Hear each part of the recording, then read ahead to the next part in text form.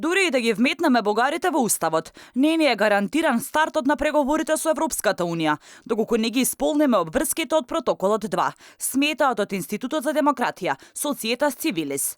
Презентирајќи делови од протоколот на брифинг со новинарите, членовите на институтот посочија покрај горливото отворање на уставот, Македонија ќе мора да испорача уште низа други барања од Софија, за кои веќе е ставено параф на протоколот.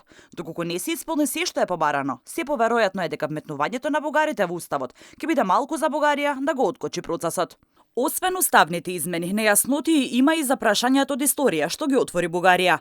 Измени во програмите по историја, нови учебници, надписите на некои споменици, знаци, информацијски материјали во музеи и други објекти со образовно и културно значење, како и релевантните информации во електронските информативни медиуми во јавна сопственост. Рокот за решение на овие работи е 2 години. Земејќи го предвид процесот на правење вакви суштински измени, овој утврден рок е прекраток и може да доведе до заобиколување на одредени институции кои не се под капата на владата или нивно потиснување поради запазување на рокот. Исто така, не е утврден начин на кој двете страни ќе се информираат за ваквите измени, кои можат да опфаќаат различни методи и пристапи кон истата проблематика.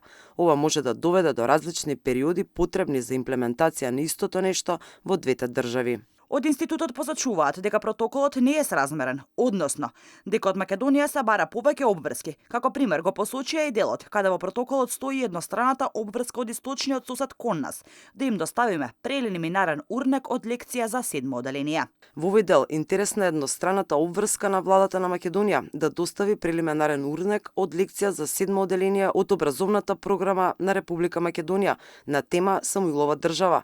Наведум едноставна обврска која не би требало да предизвика никакви проблеми, но се работи за специфична тема за која има несогласувања меѓу двете држави, а исто така е интересно избегнувањето на специфичното поимање на учебникот.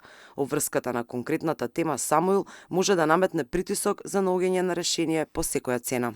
Во анализата од институтот посочуваат и за превземените обврски околу говорот на омраза, при што наведуваат дека нема прецизна листа на институции и агенции на кои се однесува превенирање од недобронамерна пропаганда, но и од начинот на обесхрабрување на активностите на приватните субјекти, при што не е јасно и кои се тие приватни субјекти, пред се што тие не влегуваат во опсегот на државното финансирање. Од институтот покрај овие имаше уште низа на работи кои Македонија ги подпишала и кои мора да ги исполни за да не добие вето.